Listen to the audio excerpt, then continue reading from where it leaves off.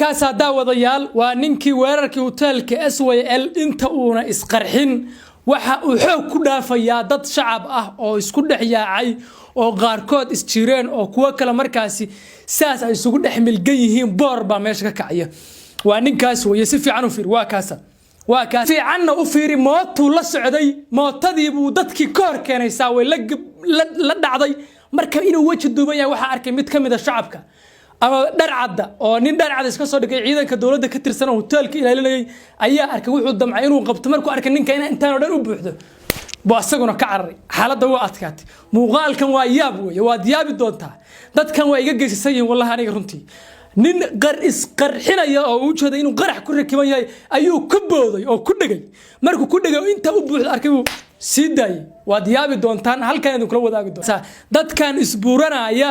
aad u jeedaan yaacay halkan maraya waa dadka hotelka ka soo cararay isaga markaan uu soo doob maraya meesha oo dhan buuq iyo sawaxan ba ka taagan rasaastana gudaha ka dhacaysa qarax kale waa u dhacay waa ninka baarlamaanka federaalka Soomaaliya ay dhikaarkiisa ku soo galay ee baarlamaanku ay beeniyeen sidoo kalena ay shaaciyeen inuu san ka tirsanayn ninkan ayaa markii la qaarijiyay oo ciidamada dawladda ay qaarijiyeen waxa jeebkiisa laga soo saaray ay dhikaarkii baarlamaanka federaalka isagoo markaasina iska dhigayay ama ay dhikaarka ay ugu qornayd shaqaalaha farsamada gacanta ee baarlamaanka Soomaaliya wuxuuna ka tirsanaa markaas xubin shaqaalaha ka tirsan waa ninkaas weey si fiican u fiir waa kaas dadka soo doomaraya waxaan halkaan kula wadaagi doonaa muuqaalka yaabka iyo argagaxa leh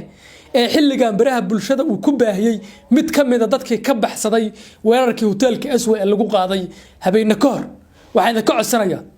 inaad fariintan aad si gaarsiisaan qof kasta oo Soomaaliyeed muuqaalka like ha saaro hana sii share gareeyo waxaad arki doontaan ninkan oo diyaarsan oo wajiga wax ugu duuban yihiin oo isaga oo sidii kubadii u duulaya daba maraya dadka xaaladda Mareykan waa adkaatay Mareykan xaaladda way adagtay markan isma qarxinaya ninka dadka waa naflacaari goobta uu qaraxa ka dhacay ama hotelka sida u jeedaan dadka saacaya rasaas baa sii dhacaysa xubnihii shanta ahaa ee weerar ka qaaday saddex kamid ah ayaa gudaha ku jirta dadkii waa soo kala carareen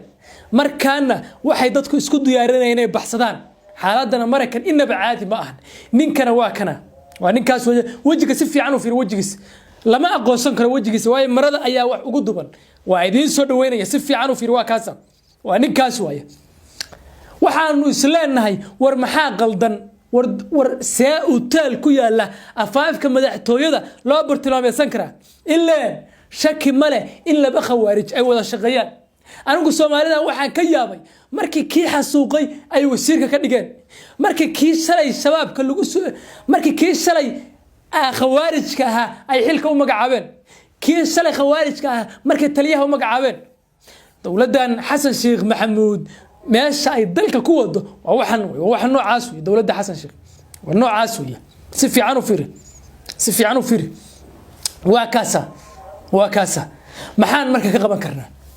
shacabka Soomaaliyeed fiin baa loo jilaya shacabka Soomaaliyeed been iyo propaganda loo jilaya inta la baabiyo ba hadhow Mareykanku intay xarana ka soo hadlaan bay dhahayaan waan cambaaraynana weerarka ka dhacay halkaas ayagaana ka dambeeya saahadana dawladii baa ma taqaanay cambaaraynaysa ayagaana sii deynaya war wax ma idin sheega war culimadii suufiyada ee ahlu sunna wal jamaa ma uga dambeynaa Soomaaliyay waa aragnay nimankii Carabaha kala yimid ma taqaanay isqarxinta